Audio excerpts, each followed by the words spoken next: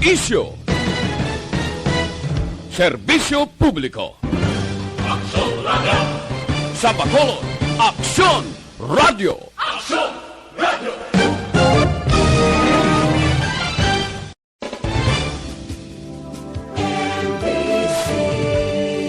Manila Broadcasting Company. Sa balita. Komentaryo. Action Reports, second portion. Di kalidad, kag madalong nga mga analisis sa pinakainit na balita sa bilog na probinsya kag nasyon. Action Reports, second portion. Patas kag balanse na komentaryo sa mga issues kag mga balita nga nagaapekto sa mga pumuluyo sa adlaw-adlaw nga tanan. Action Reports, second portion. Upod sa veterano kag respetado nga komentarista, Aksyon Fred Salanga.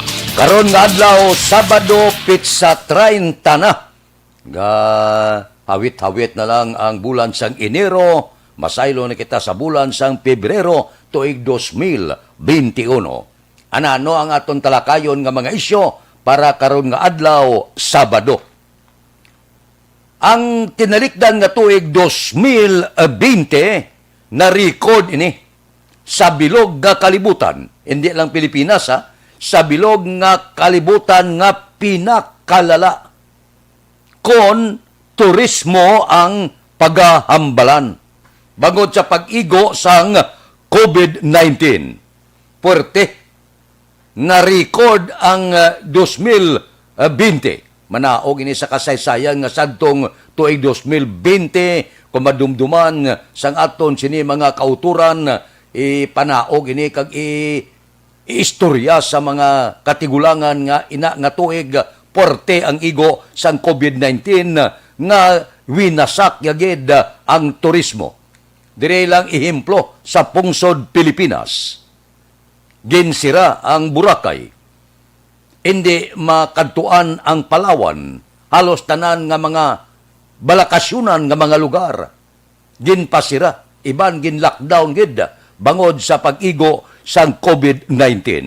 Kung ihemplo naton ang Negros, ang Mambukal, hindi man makadtuan kay ginhimo nga facility sa kwarentina. Don Salvador Benedicto, hindi man ginsiraman si Palay, kag madamo pa nga mga lugar Sur, Norte kag Sentral nga ginasayuhan sa mga turista ang ginpasira. Amo ina ko nga agin kabig ang 2020 pinakalala kon turismo ang pagahambalan. Porting igo sadtong tuig 2020 tinalikdal na nga tuig kay bag-o lang kita kalampuas nga subong bag-o lang kita nagsulod sa 2021. Ang aton gobyerno gatingwa nga makarecover sa tanan-tanan nga mga nagkalatabo sa pungsod Pilipinas. O galing, kung halugan, ang Kagaw, hindi man masaligan. Pagbukas ang 2021, nagboto siya ang UK variant. Kung tani mga gana-gana, may mga ara na nga ginapangabay ang mga negosyante para makabawi sa negosyo, pagwaon na 10 anyos pasaka, liwat naman binawi sang presidente. Bangod naman sang bag-og boto ini nga Kagaw. So ang silingon purti ini. Kung paano kita makabatak sang aton ekonomiya, panahon lang ang makasiling. Mintras tanto, nga si COVID ara, mabudlay. May tali kung daw naghalog-halog na, tiyaraw, ang iban nga mga lugar subong, ginbalik naman sa uno. Ginasigahom naton nga ang Bacolod magapadayo niya sa modified kag hindi magsaka pagid ang kaso sa COVID. Amo ini ang pagtuon hindi lang sa Pilipinas kundi sa bilog nga kalibutan, inigo man sila sa ginatawag COVID-19 pandemic, rason nga sumarurot gid ang turismo. Kag isa sang lubos nga naigo amo ang pungsod Pilipinas. Subong ti amat-amat na mga ginabuksan, base pa malang kaluoy sa mga Diyos makatibawas, kag makabawi-bawi kita sining ginatawag naton pagsarurot porte sang ekonomiya. Aksyon Radio Philippine Standard Time las 6:37. Mabalik kami pagkatapos ini.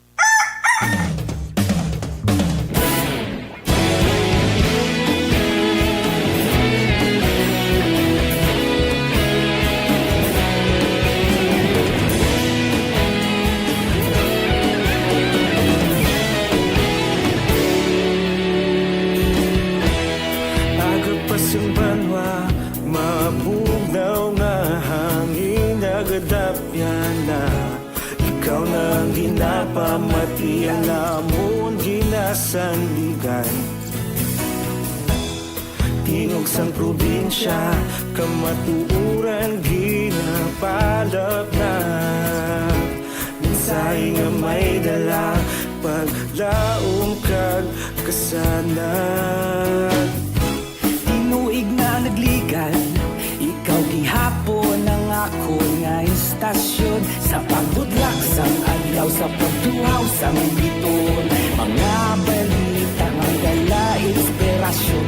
Aksyon radyo, bakolog man sa gihapon. Padayon aksyon radyo, bakolog saludo sa imo. Padayon aksyon radyo, salamat sa pagserbisyo. Patas kag balanse, patuod na mensahe, wala sang ginadampingan. Padayon aksyon radyo.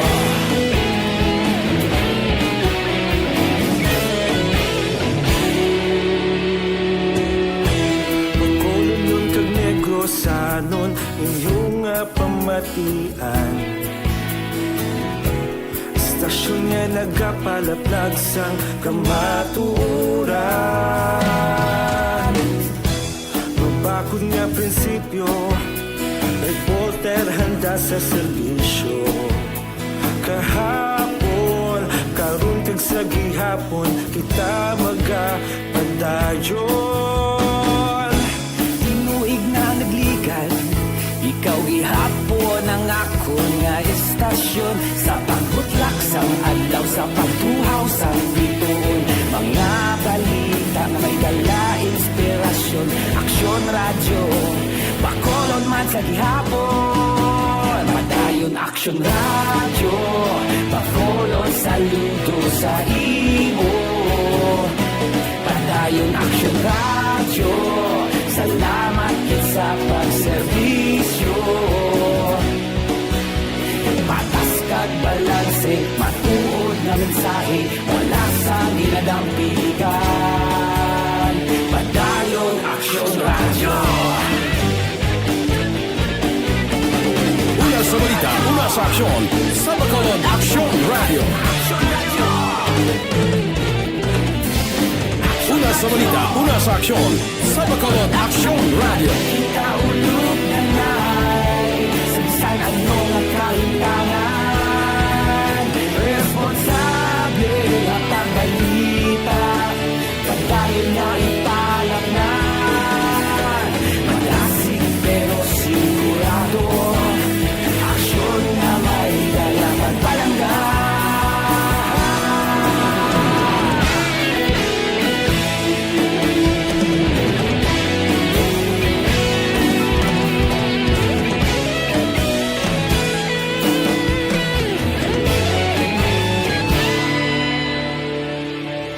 Padayon aksyon radyo, bakolod saludo sa imo. Padayon aksyon radyo, salamat kit sa pagserbisyo. Padayon aksyon radyo, bakolod saludo sa imo. Padayon aksyon radyo, salamat kit sa pagserbisyo. Patas kag balanse, patuod na mensahe, wala sang ginadampigan. Padayon aksyon radyo.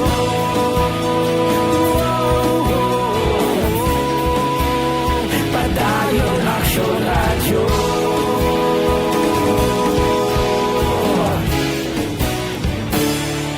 Padayon aksyon radyo.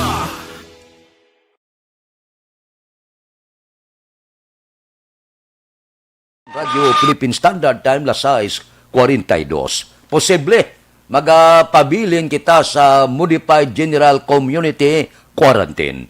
Kay kahapon gamonitor kita sa palayag sang Malacañang, pipila ka lugar lang ang ginpaidalom sa General Community Quarantine. Di ang Davao isa na. Purti man, no? Davao del Norte. Sa Davao yan, ginaputaktis ang kalamidad, may ginauyog sang ninog, may tanan na lang, may madamo nga biktima sang COVID-19. May mga lugar pa to ang Cordillera Administrative Region.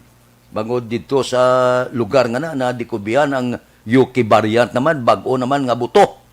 Metro Manila, tiyan mo man. Ginpaidalo man sa General Community Quarantine. Ang Pasig gani sa probinsya sang Iloilo, ginpaidalom sa Enhanced Community. Guangod sang inatawag naton 166 bala to, kabago nga kaso sang virus nga na-record halin sang nagligad nga adlaw. Tiyang Bacolod, posible guro ang nabilin nga wala gin hinambitan sang Malacañang magapabilin sa Modified General Community Quarantine. Ipangamuyo talaga nga padayon maganubo kung madala sa zero mas maayo pagid no. Amo na siling ko nga hindi lang kita hagad lalis bala. Hindi lang kita magpakatiga. Kooperahan ta lang kung anong ginahambal sa aton gobyerno, nasyonal man, provincial o kung local man. Plus ang palayag adlaw-adlaw nga tanan sang departamento sang ikayong lawas. Di bisan paano, bisan buka nga plaza, adlaw-adlaw do buka nga plaka, COVID-19 adlaw-adlaw. Siling sa isa ko kakilala, nyaga palamungol na ko mo, sang COVID-19, di ko lata mahimo. Subong ka pangabuhi kita, upod sa kagaw. Luyag mo kag sa hindi, mamati ka man o kon hindi, ang kamatuuran nga subong nagapangabuhi kita tanan, kag bilog nga kalibutan, upod ang kagaw. Ang number one enemy naton, subong ang kagaw. Ang malain pa kay hindi kitaon.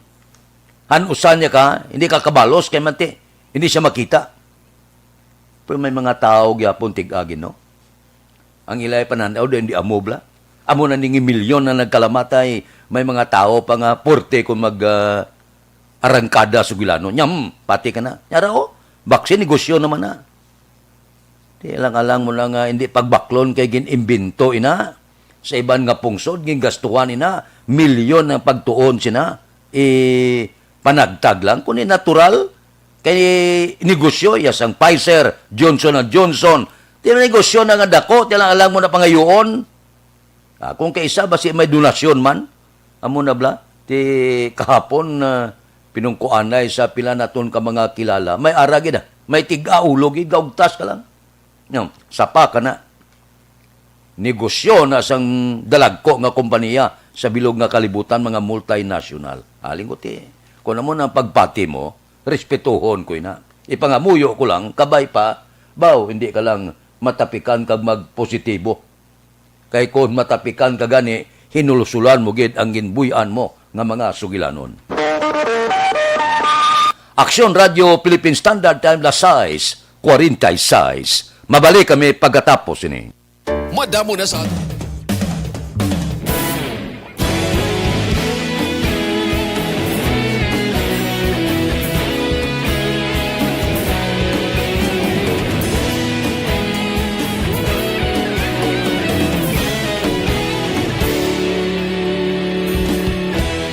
Aga pa simbanwa, mabugnaw nga hangin nagadapyan na.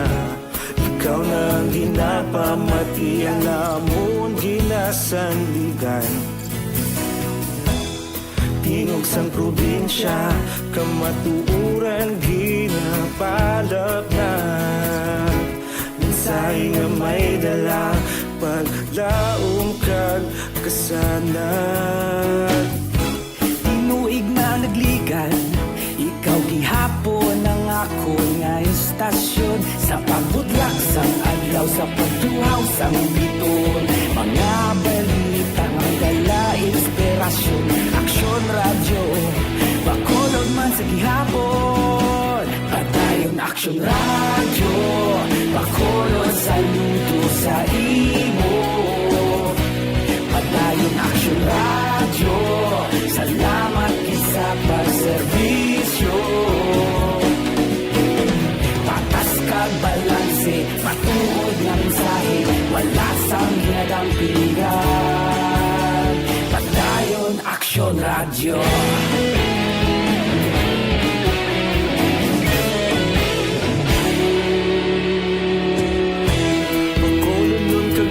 Ilosanon inyong pamatian. Istasyon nga nagapalaplag sang kamatuoran. Mabakod nga prinsipyo, reporter handa sa serbisyo. Kahapon, karong kag sa gihapon, kita magapadayon. Tinuig na nagligan, ikaw gihapon ang ako nga istasyon. Sa pagbutlak sang adlaw, sa pagtuhaw sang bituon, mga balita nga may dala inspirasyon. Aksyon radyo, Bacolod man sa gihapon. Padayon Aksyon radyo, Bacolod saludo sa imo. Padayon Aksyon radyo, salamat gid sa pagserbi. Kahapon ga monitor ako sining pagpatuman naman sang bag-o nga regulasyon ang lokal nga panguluhan sa syudad sa Bacolod para sa mga OFW nga natala na magapauli sa syudad sang Bacolod sa bulan sang Pebrero. Si Councilor Israel Salanga, chairman ini sang Action Team on Returning OFW, suno saya ini ang desisyon sang Emergency Operation Center kag resulta sa ila meeting nga ginpatigayon. Ini nga rekomendasyon ang ila iga sumiter ko kay Mayor Bing Leonardia para sa nagakaigo nga pag-akto kapag lakip sini nga regulasyon sa executive order nga iya ipagwa sa palaabuton. Ano ini siya? Siling ni Councilor Salanga, liwat nga magapatuman sang 7 ka adlaw nga mandatory quarantine ang syudad. Magluwasa sa 7 ka adlaw nga ginmando sang National IETF. Ginklaro man sang konsehal nga sarang makapaidalom sa mandatory quarantine ang mga OFW sa ila mga puluyan kon makwalify sa requirement kag assessment nga himuon sang gobyerno. Apang ang hindi makapasar ang obligado naman nga magtener sa quarantine facilities nga ginpreparar sang syudad. Amo ini ang binago-bago ti mga OFW nga nagamonitor, at least may ideya na kabo kung ano ang matabo.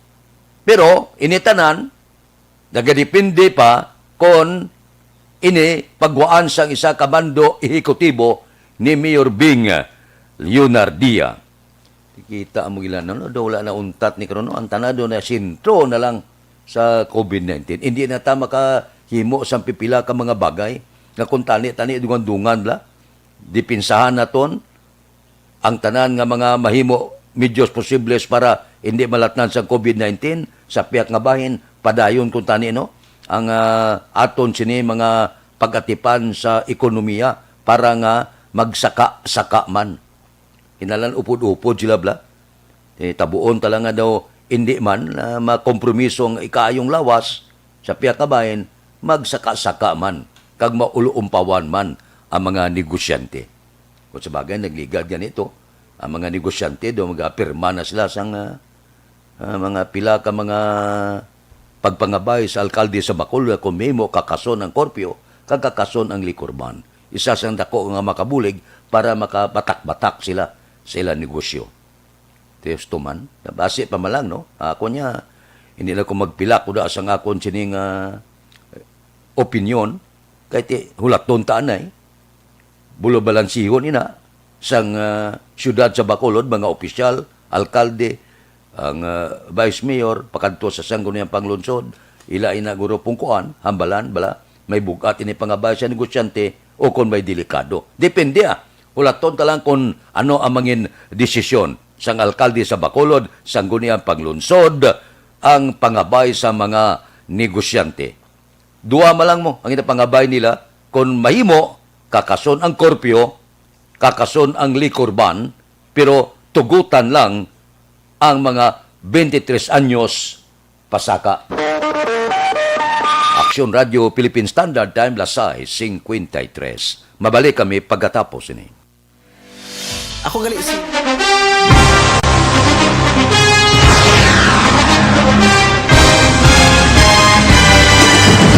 Mga balita nga una nabatian, mga impormasyon nga nakaapekto sa pagpangabuhi sang tanan, drama nga naghatag kabuhi sa istorya sang paglaom, paghigugma kag pagpasimpalan, serbisyo nga makatalandog balatyagon kag nagbunga sang pagsanyon, istasyon sang tanan sa sulod na sang 51 ka tuig, istasyon nga hindi kamupag kalipatan. Pito ka mga kongresista, isa ka gobernador, ang araw sa nagkulist, sampedaya, yung pamangkot to nagligad para pamaninga linaw wagay sa ngalan wala to naman nga maglapit na lang ang eleksyon pagwa. Sakit lang kung kayo nga katapos ang media nga mag-report lang sa senaryo, kabisan mahatagan kamo tsansa nga makapalayag sa inyo hibubunot batok sa pulis. Jaya kontra Wala niya tsansa mo. Nagpasarhag na ang kamara. Wala ang ila counterpart sa Senado. Nagpabungol-bungol. Kamuda daw ga pinagusto lang sa kamara. Insulto sa Senado. Una sa balita, una sa aksyon, Sabado, Aksyon Radio.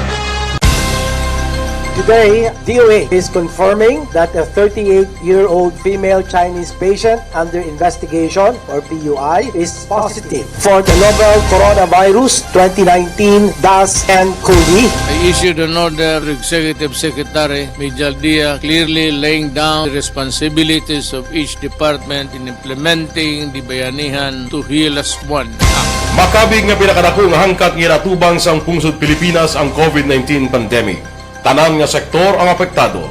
Tanan nga kinahanglan sang pagtamod kag nagakaigo nga pagserbisyo. Bisan pa ang industriya sang pagwaragwag nagapangatubang sang kaangay nga pagpanghangkat. Apang Aksyon Radio Bacolod wala nagbiya sa pagpangalagad sa kahanginan sa pihak sang kabudlayan, peligro kag risgo nga dulot sang pandemya.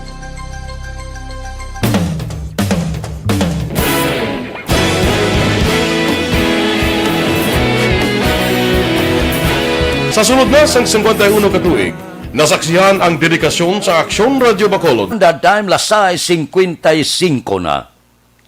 Daw naglala kang nagdalom pagid. Imbes nga nagpagwa na sang resulta, ang crime lab sang PNP, nga aneurysm gid ang kamatayon, sang flight attendant ang naglain pa.